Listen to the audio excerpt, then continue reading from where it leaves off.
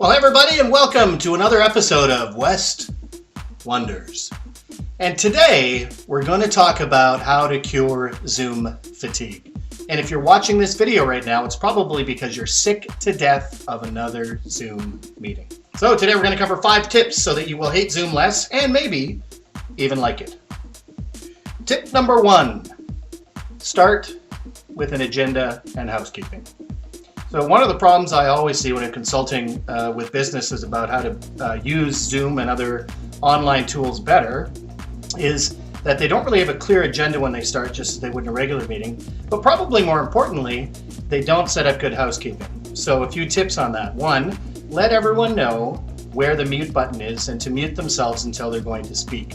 This will avoid any noisy background stuff if the dog comes in or the kids or the telephone rings or a delivery person shows up. There's so many more ways to get distracted and have interruptions when you're working from home versus working in the office. So that's tip number 1. Tip number 2 is have a comfortable setup.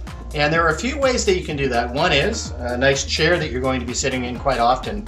I see a lot of people in home office environments where they have the crappiest chair in the house, sometimes a chair that they've just pulled out of the kitchen. And if you're going to be sitting in that chair for a long time, it had better be comfortable. The seat that I have was not expensive, cost me less than $100, but the reviews were really good.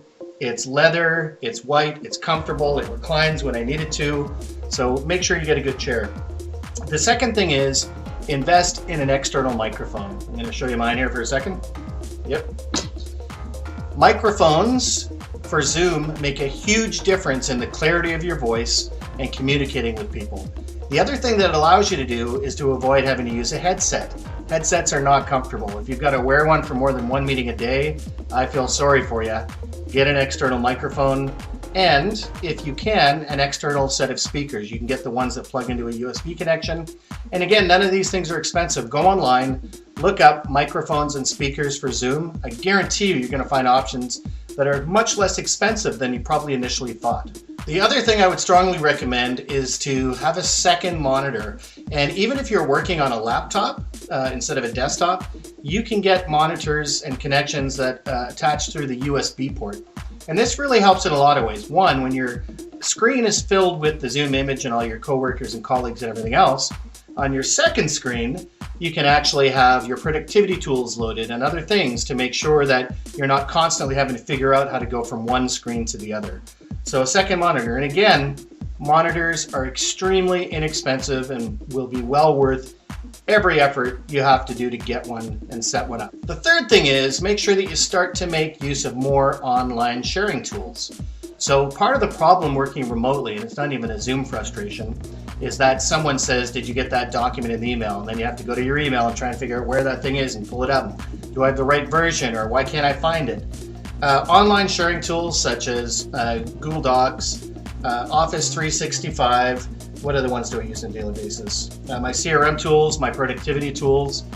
Make sure that you're doing as many online collaborative tool sharing as you can.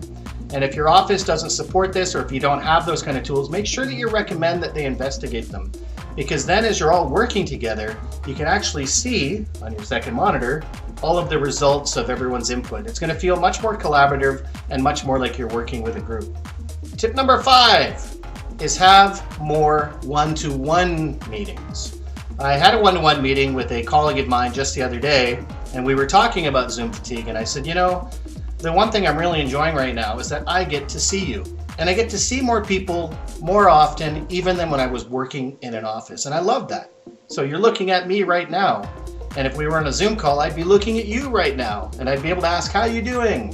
What's new? How are things? Have more one-to-one meetings. Why on earth does every Zoom meeting have to be a group meeting with 32 people across the screen? If there is a project that you can get done with one person or 2 people, make that happen, because the personal element, the one-to-one contact with the people that you're on the call with, is going to be much higher. Human-to-human interaction. And I know it's tip number 5, but it could be tip number 1. I want to thank you for tuning into another episode of West Wonders. And until next time, keep wondering.